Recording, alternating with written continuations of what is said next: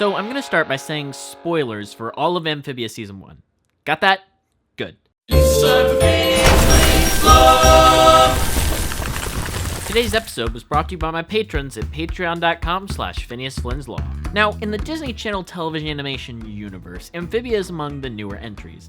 As we're seeing shows like Tangled wrap up and shows like The Owl House being introduced, Amphibia is right in the middle, alongside Big Hero 6 and Big City Greens. And Milo Murphy's Law, maybe? Hoping that gets renewed. Anyways, I really enjoyed Amphibia Season 1, and while it didn't stand out overall in the same way Milo does for me, it's very well written with excellent comedy, lovable characters, and a fascinating overarching plot. But this show's best part so far was its Season 1 finale, one of the strongest season finales I have seen in a long time. So let's talk about what it does right, and how it builds to one of the greatest scenes in Disney television history. The episode leading into Reunion, entitled Anne of the Year, does a few things to allow the finale to shine. For one, it completely dispels any distrust between the town of Wartwood and Anne by giving that season-long conflict a satisfying conclusion. You've grown so much in your time here, and this town just wouldn't be the same without you. It also resolves the romantic tension between Sprig and Ivy, another season-long conflict that's pretty much wrapped up with a bow. Do you think you'd want to go out with me sometime?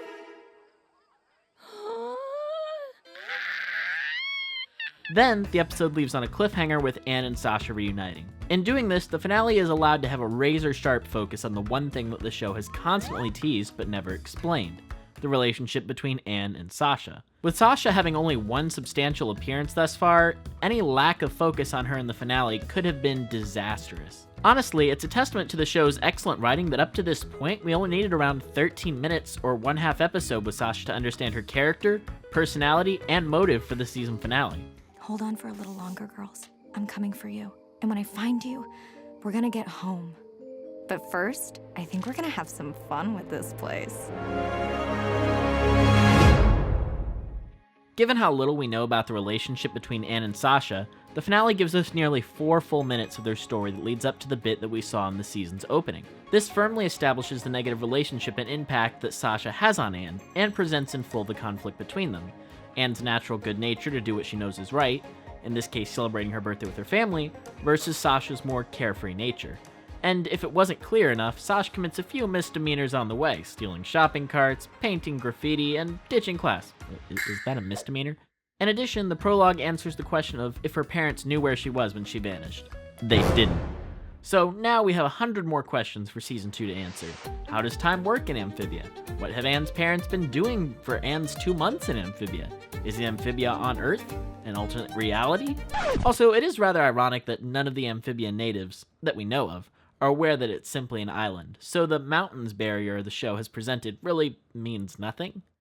And would need a boat to leave. Back on topic, the prologue both asks and answers questions. It shows the appeal for Anne to have a friend like Sasha, but also the consequences. End of discussion.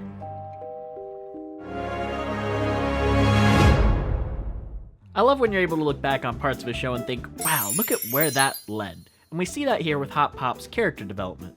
While the Planters were once looked down upon, Hop Pop has gained prominence in many episodes throughout the season, specifically in the episode in which he ran for mayor. Democracy wins again!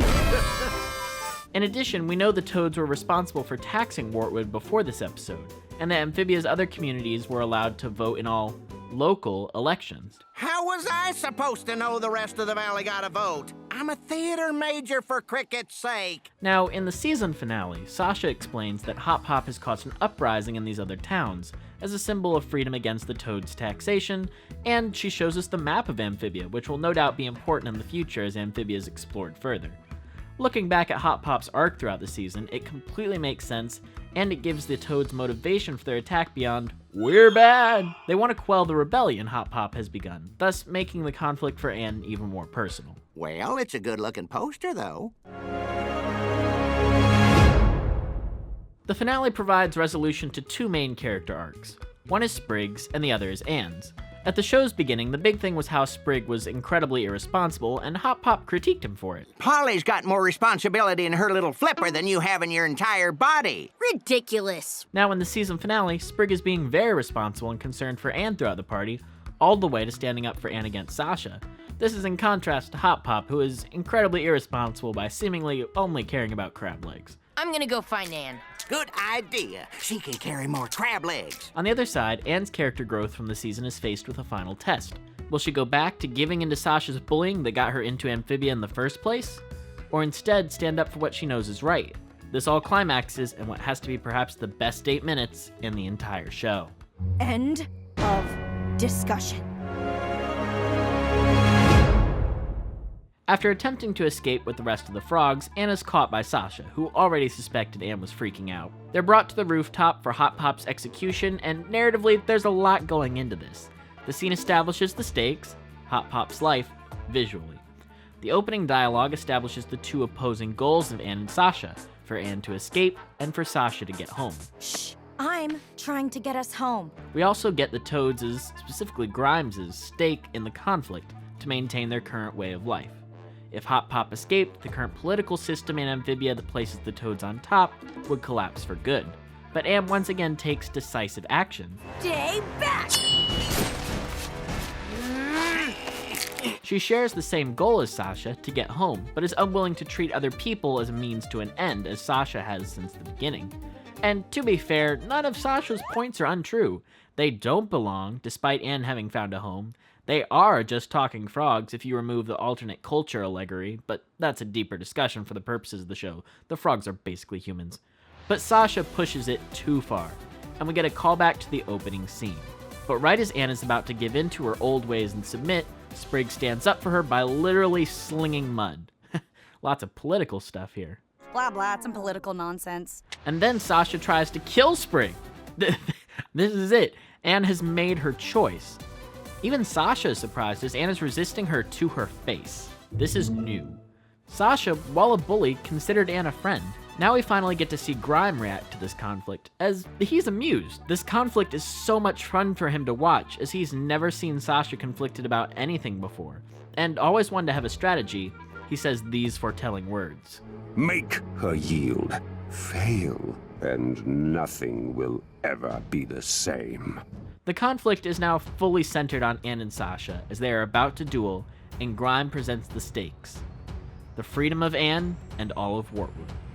Once again, Anne is given the choice to back down from the fight, but doesn't, with Anne firmly against what Sasha stands for, and Sasha still in shock that Anne rejected her. The fight begins. Anne's newly found passion allows her to disarm Sasha twice, despite Sasha using multiple cheap tricks.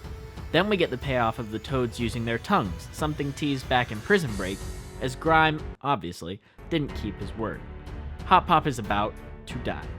But before the deed is done, the writers cut the death short as the boom shrooms Wally left earlier go off, and the conflict changes entirely from Hop Pop's life back to Anne and Sasha.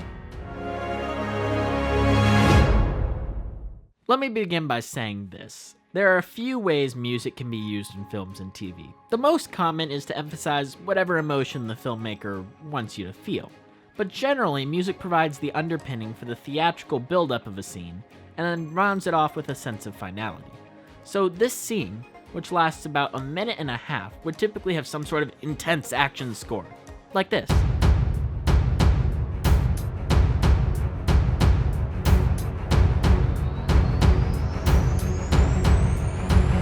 But here, that's not at all what happens. The music choices Lean on Me by Bill Withers, simply playing as the castle collapses and Anne attempts to save Sasha's life. After Hop Pop and the family have saved the other townspeople, they all pitch in. They care about who Anne cares about. Anne is Sasha's friend, but the castle's collapsing. All the emotions are represented in this song. Anne's care for Sasha, she reaches out her hand. Her confidence that Sasha will be okay. We see how scared Sasha is and her disbelief that, despite her trying to kill Sprig and beat Anne, they're all risking their lives to save her. She processes everything, and yet, the tower is about to collapse, and all of them will die. Anne has become better, found real friends who care for her, who love her, and Sasha's never had that. It's always been faked to simply allow herself to feel superior. It all processes in one shot, and she makes a choice. To allow herself to die, to save Anne. It's selfless, but also born out of a sudden realization of just how awful she'd been to Anne. and everyone else. Perhaps she didn't deserve to live.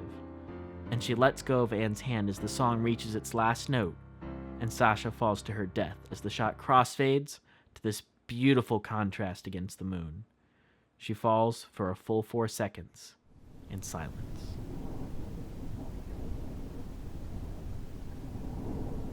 In a classic last-minute twist, Grime, who still values Sasha's leadership skills and commanding presence, saves her from the fall and takes her away.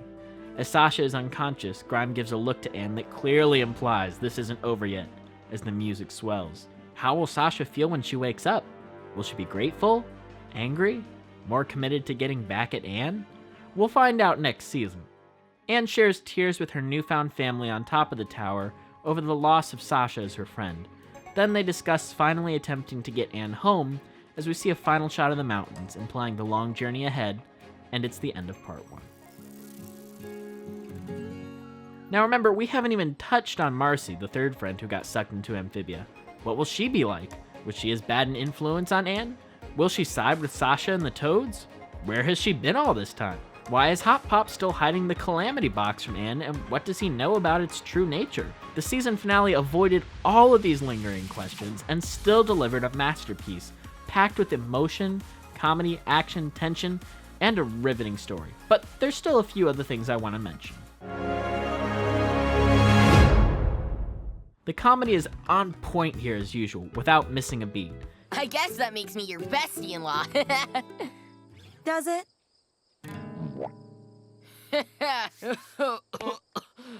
Did you all feel that? Walk it off, boy. In addition, the townspeople are given moments to shine that I skipped over earlier, which helps the scope feel bigger and the stakes even higher, while also reminding us how much we care for the townspeople of Wartwood. And the production design on this episode is mind-blowing. From the final fight being bathed in red moonlight to clever scene transitions around every corner, the team went all out for this episode, with 4 writers, including Matt Brawley, the show's creator, as well as 5 storyboard artists and 3 directors, all for one 25-minute episode, mind you. And if that wasn't enough, they even took the time to add specially stylized end credits for the season finale. Unbelievable. Amazing. This season finale does so many things right, it's hard to even recount them. From being set up perfectly, to focusing its drama, to creating stakes, to giving characters strong goals in each and every scene, this finale succeeds on every level, culminating with the Lean On Me sequence that was so striking I immediately had to rewatch it to make sure it was real.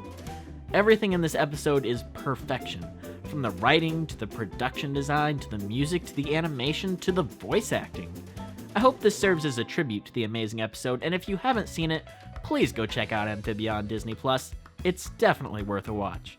I'm incredibly hyped for Season 2 later this year, and I hope Amphibia will be able to live up to this high point again in the future. Thanks for watching Phineas Flynn's Law, and I'll see you next time.